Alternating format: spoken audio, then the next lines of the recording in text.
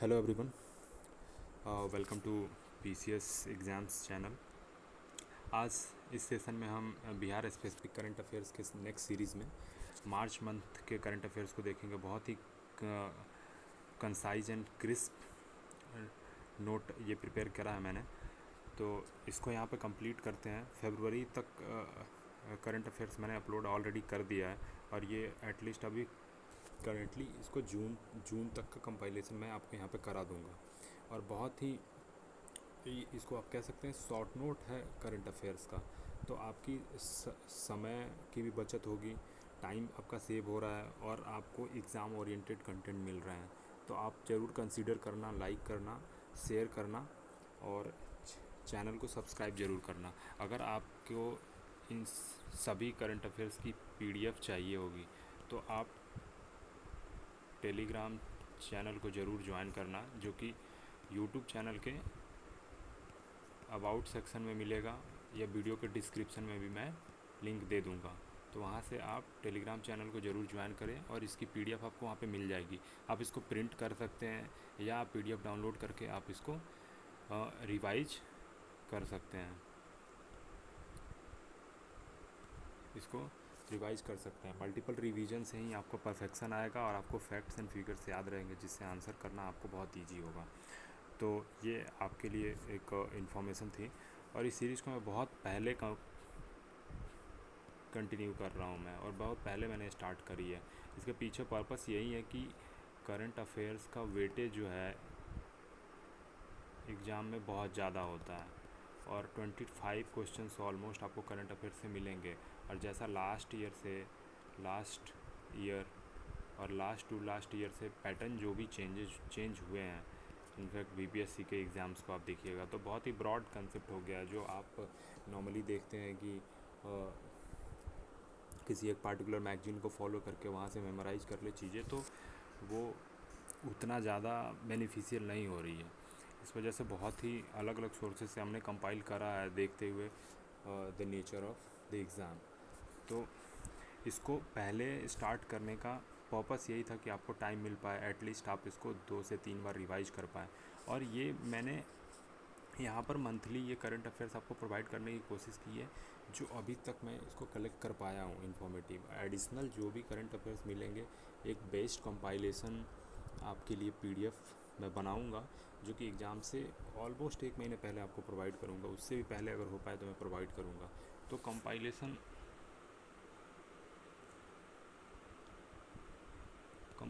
ज़रूर आएगी, एक पीडीएफ और वीडियो भी, तो आप वहाँ से रिवाइज कर पाएंगे। और उसको फिर से आपने अगर यहाँ से मंथली कवर करा हुआ है तो आप वहाँ से कुछ एडिशनल आपको करंट अफेयर्स मिलेंगे, तो आप उसको तो याद कर पाएंगे। ये आपका साथ साथ रिवीजन हो जाएगा। तो बहुत मस्ट है कि आप मंथली सीरीज़ को फॉलो करें और ये आपको हेल्पफुल होगा। बहुत सारे मैगज़ीन की प्रॉब्लम ये है कि उसमें जितने स्टफ़ होते हैं इन न्यूज़, आपको whether it is relevant to the exam और नॉट, वो सारे उसमें फिल कर दिए जाते हैं। तो दिस इज़ लाइक एक बंडल बना देते हैं इन्फॉर्मेशन की, और हम क्या करते हैं उसको पढ़ते रहते हैं ट्रेडिशनल मेथड में कि याद करना है मैगज़ीन कवर हुई कि नहीं हुई। बट आपको ये देखना होगा कि एग्ज़ाम रेलिवेंट जो कंटेंट है उस पर मैं कितना फोकस कर पा रहा हूँ, क्योंकि आफ्टर ऑल आपको स्कोर करना है एग्ज़ाम में और क्वेश्चन कन्वर्ट करना है। तो ये अकॉर्डिंग टू मी एक स्ट्रेटजी रहेगा कि आप मल्टीपल टाइम करंट अफेयर्स को रिवीजन करें, एग्ज़ाम रिलेवेंट करंट अफेयर्स पढ़ें। तो ओके, लेट्स स्टार्ट ये मार्च मंथ का current affairs. So the first one is कि the PM unveiled the project at a function Viksit Bharat विकसित बिहार। तो ये एक फंक्शन ऑर्गेनाइज किया गया था बिहार में, विकसित भारत और Viksit Bihar, in Bettiah, the district headquarter of West Champaran. ठीक है, तो when prime minister Narendra Modi ji ने जब विजिट किया था वेस्ट चंपारण बिहार में, तो उस समय लॉन्च हुई विकसित भारत विकसित बिहार, एक फंक्शन ऑर्गेनाइज की गई, जिसके अंदर ये बहुत सारे प्रोजेक्ट इन्होंने लॉन्च करे हैं, development project in various districts, और ख़ास करके वेस्ट चंपारण डिस्ट्रिक्ट में, जिसका हेडक्वार्टर है बेतिया। आपको स्टैटिक इन्फॉर्मेशन में बता दूं कि वेस्ट चंपारण जो है ये सबसे लार्जेस्ट डिस्ट्रिक्ट है बिहार का, ठीक है। एक जो सिंगल नेशनल पार्क है बिहार का वो है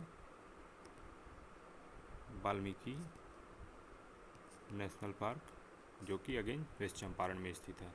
आपको यहाँ पर उदय बर्ड सेंचुरी भी यहाँ पर है। तो ये दो स्टैटिक के इन्फॉर्मेशन आपको मिल गया। वेस्ट चंपारण का बॉर्डर अगर आप देखेंगे, ज्योग्राफी से स्टैटिक देख लेते हैं तो नेपाल से लगता है इंटरनेशनल बॉर्डर, अगेन यहाँ यूपी से लगता है, दैट इज़ स्टेट बॉर्डर। तो ये सब आपको इम्पॉर्टेंट होते हैं। यहाँ पर वेस्ट चंपारण में आपको एसटी पॉपुलेशन ज़्यादा देखने को मिलेगी। This is again static information. और उसके साथ साथ मैं अगर वेस्ट चंपारण की आपको बात बताऊँ तो west Champaran and this east Champaran both are neighbouring district, ठीक है। अर्लियर ये दोनों एक साथ थे बट डिवीजन के बाद ये अलग अलग हो गए, west Champaran and east Champaran. तो इसका हेडक्वार्टर है Bettiah and this function was launched in west Champaran at Bettiah, ठीक है। अब इस प्रोजेक्ट के अंदर ही ये सारे आपको फंक्शन के अंदर ही और प्रोजेक्ट के अंदर ही ये सारे जो डेवलपमेंटल प्रोजेक्ट लॉन्च हुए तो वो यहाँ पे आगे मेंशन्ड है।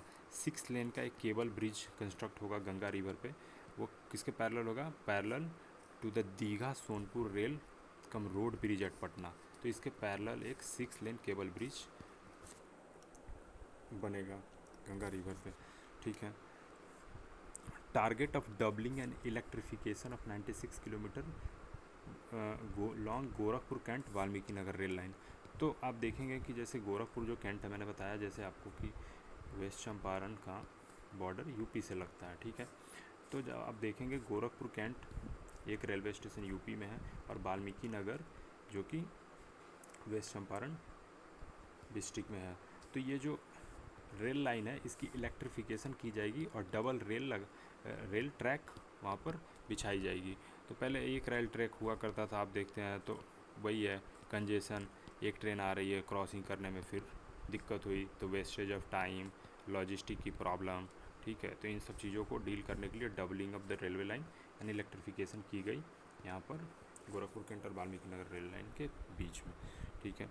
ए 190 kilometre long Indian oils Muzaffarpur Motihari LPG pipeline will be laid down to provide access to the cleaner fuel in the state and also in Nepal, ठीक है। तो इंडियन ऑयल कंपनी भारत सरकार की कंपनी है जो ऑयल एंड गैस में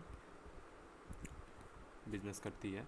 सो this company is going to let down a Muzaffarpur Motihari LPG pipeline, ठीक है। और इस पाइपलाइन से क्या होगा? क्लीनर कुकिंग फ्यूल मिलेंगे स्टेट में, मतलब स्टेट कहने का मतलब मुजफ्फरपुर मोतिहारी रीजन में भी, और नेपाल को भी इसका एक्सेस मिलेगा। तो ये एक पाइपलाइन आपको याद रखना, Muzaffarpur to Motihari LPG pipeline led by Indian oil, ठीक है। ओके, नेक्स्ट देखते हैं Indian oil LPG bottling plant and storage terminal at Motihari.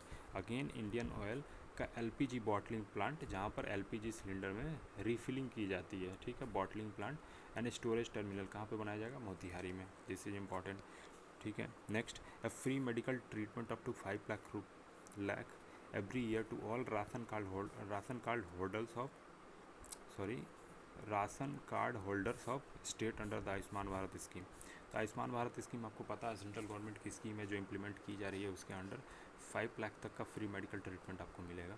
तो this is again for all the ration card holders of Bihar, ठीक है। Now recently prime minister unveiled multiple railway projects in the state along with the 2 new Vande Bharat Express train. The 2 new Vande Bharat Express train will be operated on the Patna Gomti Nagar and Patna New Jalpaiguri routes.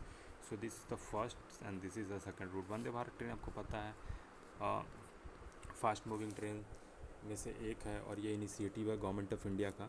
तो prime minister जी ने यहाँ बहुत सारे rail project announce करे जिसके अंदर Vande Bharat train भी announce करी। तो फर्स्ट है पटना गोमती नगर के बीच में चलेगी वंदे भारत ट्रेन। सेकंड आपका जो ट्रेन है पटना न्यू जलपाईगुड़ी रूट्स में वंदे भारत ट्रेन चलेगी।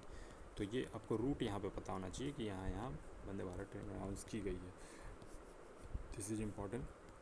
नेक्स्ट देखते हैं the eastern dedicated freight corridor new Chiraila Pathua, new Sonnagar, new Deendayal Upadhyay section. तो ये ईस्टर्न डेडिकेटेड फ्रीट कॉरिडोर है जिसका यहाँ से यहाँ तक ये कनेक्शन है, न्यू चिरैला पथुआ से new Sonnagar, new Deendayal Upadhyay section में। ये ईस्टर्न डेडिकेटेड फ्रीट कॉरिडोर का पूरा रूट है, ठीक है।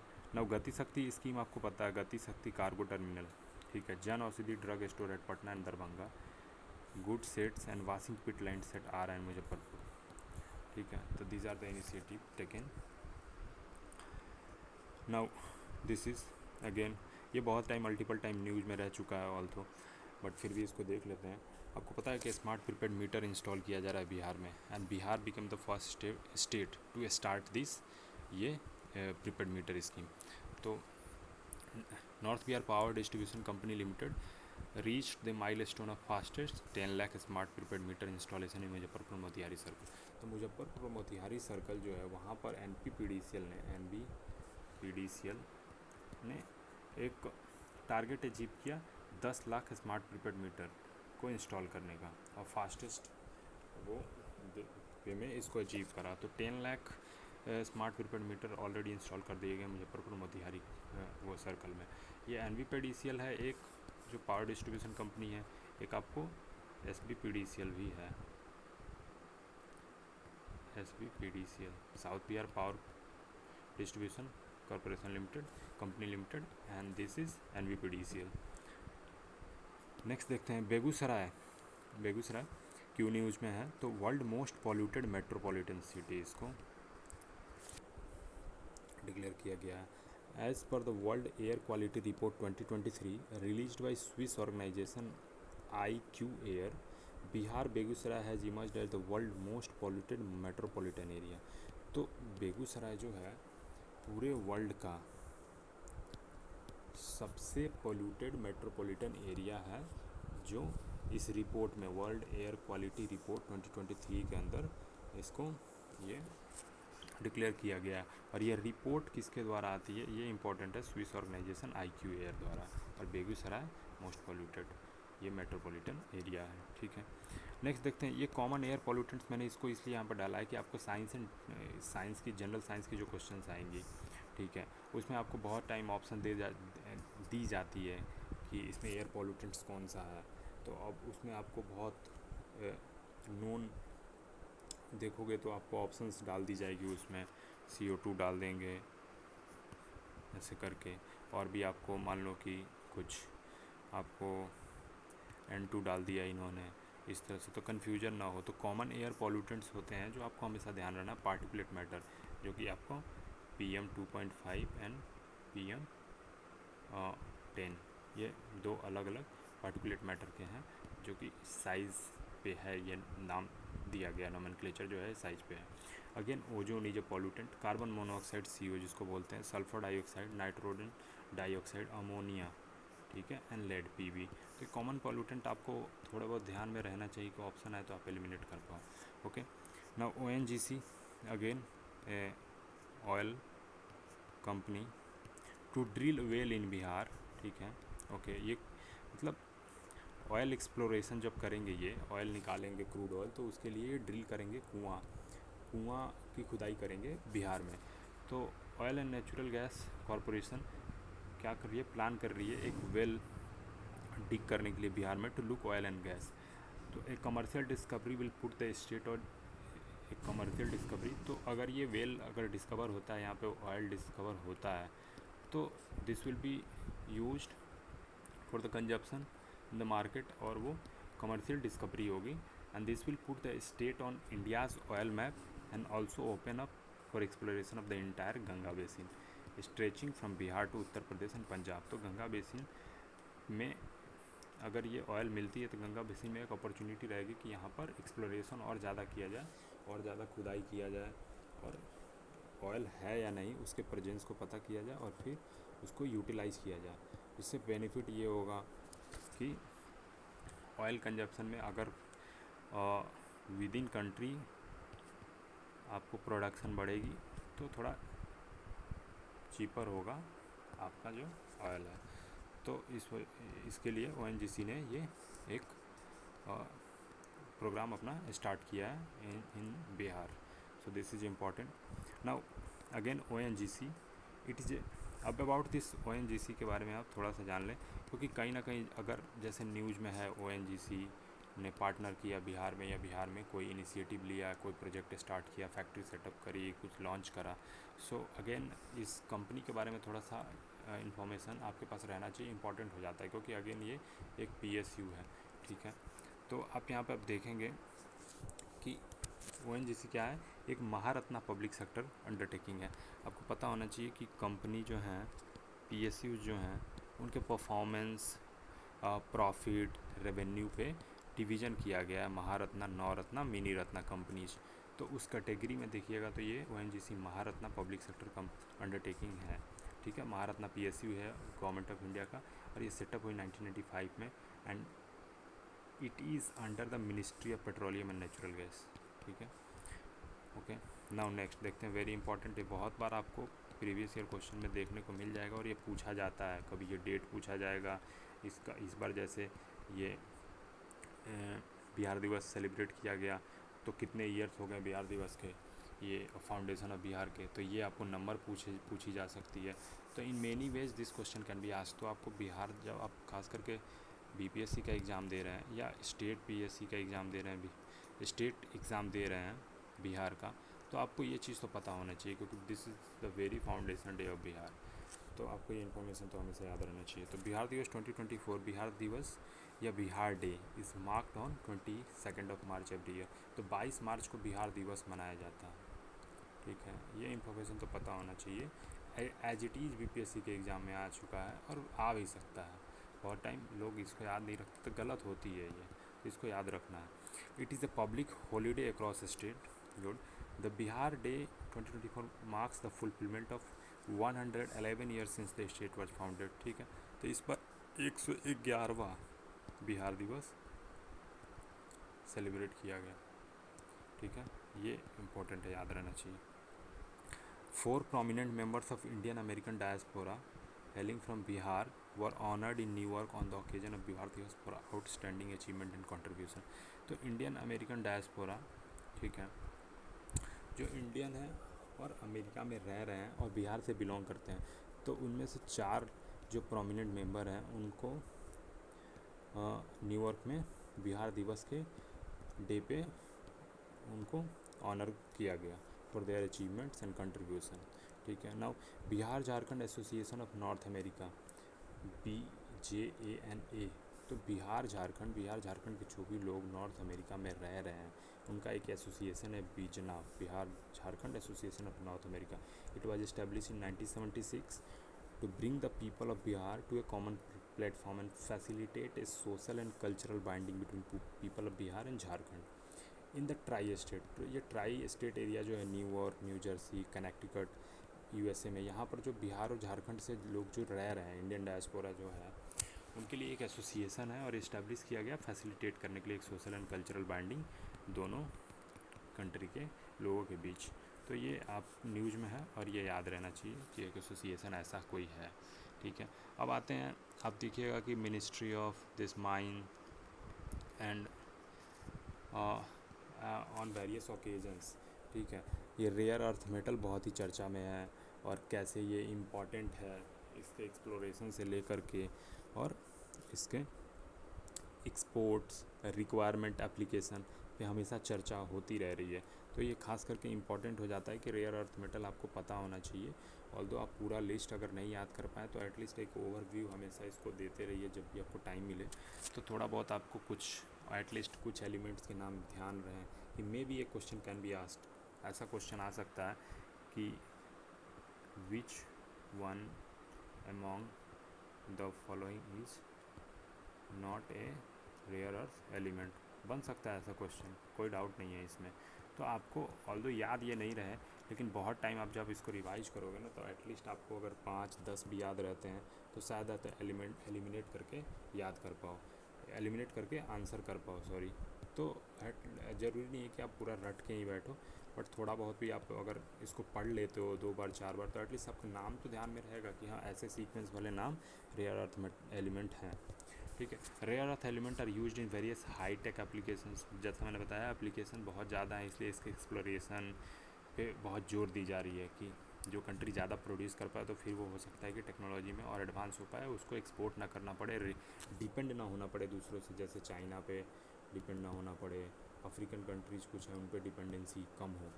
Including the production of powerful magnets, ठीक है, पावरफुल मैग्नेट्स बनाने में रेयर अर्थ एलिमेंट का यूज है। ये विंड टर्बाइन में यूज है, इलेक्ट्रिक व्हीकल्स में यूज है, जो कि आप ईवीज़ का आप देख रहे हैं एक नया क्लाइमेट ही चल चुका है। Okay, phosphorus in lightning and display, catalyst in petroleum refining, they are also crucial in manufacturing smartphone, ठीक है, lasers and other advance electronics, they are very useful in defence and energy sector. तो आप देख सकते हैं इसके application क्या कितने ज़्यादा हैं डिफेंस सेक्टर में, एनर्जी सेक्टर में, स्मार्टफोन बनाने में, इलेक्ट्रिक व्हीकल बनाने में, पावरफुल मैग्नेट बनाने में, ठीक है, catalyst as a catalyst use होता है पेट्रोलियम रिफाइनिंग में। So various usages are there. So type and light and heavy rare earth elements हैं, आप उसको देख सकते हैं, ये लाइट रेयर अर्थ एलिमेंट है, ये हैवी रेयर अर्थ एलिमेंट है। इसके नाम आपको यहाँ पर दिए हुए हैं, इसके नाम यहाँ पर दिए हुए हैं। आप लेंथेनाइट सीरीज को आप देख लीजिएगा, यहाँ पर आपको नियोडियम, समेरियम, यूरोपियम, कैडोलिनियम मिलेगा आपको। आप इटीरियम देखिएगा, टर्बियम देखिएगा, थूलियम देखिएगा, तो दीज आर हैवी। तो आपको हैवी और लाइट पे उतना नहीं जाना कौन सा है, सिंपली अगर क्वेश्चन जनरल साइंस में आता है तो जनरल साइंस में इसको कंसीडर तो करेंगे ही, बट उसके साथ इसको करंट अफेयर्स में भी कंसीडर करेंगे, क्योंकि गवर्नमेंट के लिस्ट में, गवर्नमेंट ने जब लिस्ट इसकी जारी करी थी तो उसमें भी ये चर्चा में था, तो इस वजह से इसको करंट अफेयर्स के थ्रू पूछ ले वो बना करके। तो आपको ऐसे नाम पढ़ के ध्यान में रखना है, लाइट और हैवी पे नहीं जाना है आपको। Okay, Earlier in June 2023, the government released a list of 30 minerals considered critical for the country. Okay, जून 2023 में गवर्नमेंट ने खुद रिलीज़ किया था 30 मिनरल्स का नाम जो कि क्रिटिकल हैं फॉर द कंट्री। अब क्रिटिकल किस मामले में, बहुत इंपॉर्टेंट हैं, उनका एक्सप्लोरेशन रिक्वायरमेंट बहुत ज़्यादा है, क्योंकि कंट्री को सपोर्ट कर सकती हैं growth of technology and all, तो बहुत इंपॉर्टेंट हैं, इस वजह से critical. This include antimony, beryllium, bismuth, cobalt. तो ये इनके ये 30 एलिमेंट्स जो हैं इनके नाम है यहाँ पर, ये भी बहुत आपको इम्पॉर्टेंट है याद करना कि 30 क्रिटिकल मिनरल्स कौन कौन से हैं। नाम पढ़ते रहिए आप, बहुत सारे नाम इसमें आपने सुना है, तो आप जब इसको पढ़ लोगे तो अपने आपके एक मेमोरी में वो कहीं ना कहीं स्टैब्लिश हो जाएगा चीज़ें कि हाँ एक क्रिटिकल मिनरल में मैंने पढ़ा है तो ये एलिमेंट है इसमें, ठीक है। तो देखा हमने जैसे बिस्मथ, कोबाल्ट, कॉपर भी है, gallium, germanium, graphite, hafnium, indium, lithium, molybdenum, niobium, nickel, platinum group elements, PGE platinum group elements, phosphorus and potash. आप देखोगे तो इसको मैं आपको सिंप्लीफाई कर दूँ कि आप देखोगे एक लिस्ट बनाओ मन में कि 30 मिनरल्स जो हैं क्रिटिकल मिनरल्स जो गवर्नमेंट ऑफ इंडिया ने अनाउंस करे। इसमें आप देखोगे पी से 3 ही है, एक तो platinum group elements P, phosphorus P, potash P, तो ये 3 याद कर लो ना यहाँ पे सबसे सिंपल कि क्रिटिकल मिनरल में 3 ही पीस हैं। अब 3 पीस हैं तो 3 के नाम आप याद कर लोगे, platinum group element, potash and phosphorus. तो इसके अलावा कोई और ऑप्शन में अगर दे देता है पी से कि चलो मतलब कोई हमने दे दिया, कोई सा भी एक ले लो, पोटासियम ले लो, ठीक है, तो ये नहीं होगा क्योंकि ऑब्वियसली हमने 3 याद कर रखा है क्रिटिकल मिनरल में। तो एलिमिनेट करने का ये तरीका है, 30 के 30 मत याद करो ना, 5 यूनिक निकाल करके याद करो कि चलो यार ये अगर आएगा तो इसमें तो मुझे एलिमिनेट करना है कि ये पक्का पक्का मैंने याद कर रखा है। अब आप देखो मैंने पी से आपको बता दिया, ये तरीका होता है ऐसे याद करने की चीज़ों को, बड़े चीज़ों को छोटा करने का। अब आप देख लो, अब इसमें सी से आ जाओ, सी से आपको कोबाल्ट एंड कॉपर, कॉपर तो आप हर वक्त सुनते रहते हो, वायरिंग होती है घर में, कॉपर वायर लेके आओ, ठीक है, तो ये चीज़ कोबाल्ट, कोबाल्ट का आपने यूजेज भी बहुत सारे सुन रखे हैं, ठीक है, तो 2 ही हैं सी से। अब यहाँ पर मैं कल को इसमें कोई और ऑप्शन आपको मिल जाता है, ठीक है, तो आप उसको एलिमिनेट कर लोगे। हो गए 2 चीज़ें मैंने आपको बता, लिथियम आपने सुन रखा है। अब आ जाओ थोड़ा सा आप इस पे आ जाओ, जी पे आ जाओ, जी पे ग्रेफाइट, जर्मेनियम, गैलियम, 3 इधर भी हैं, 3 इधर हो गए, 2 आपने सी से पढ़ लिया, ठीक है। नायोबियम, निकल तो आप हमेशा सुनते रहते हो, उसके साथ एक जोड़ लेना, उसका भाई नायोबियम भी है, ओके, ठीक है। लिथियम यहाँ से देख लो, इंडियम है, हैफनियम, थोड़ा एक अलग हो जाएगा। तो जब इतने सारे आप देख लोगे तो एक आध दो तो फिर वो ज़रूरी नहीं है कि वहीं ऑप्शन में हो, और अगर होगा भी तो इतने आपने देख लिए तो साथ में ये भी ध्यान ही रहेगा कि molybdenum, lithium, indium and hafnium भी क्रिटिकल मिनरल में है। ओके, तो rare earth element like rhenium, silicon, strontium, tantalum, tellurium, tin, titanium, tungsten, vanadium, zirconium, selenium, cadmium are also present in the list. ठीक है, तो ये भी उस लिस्ट में है। ठीक है, क्रिटिकल मिनरल में। According to India employment report 2024 released by institute for human development, तो इंडिया एम्प्लॉयमेंट रिपोर्ट एक रिलीज की गई है किसके द्वारा?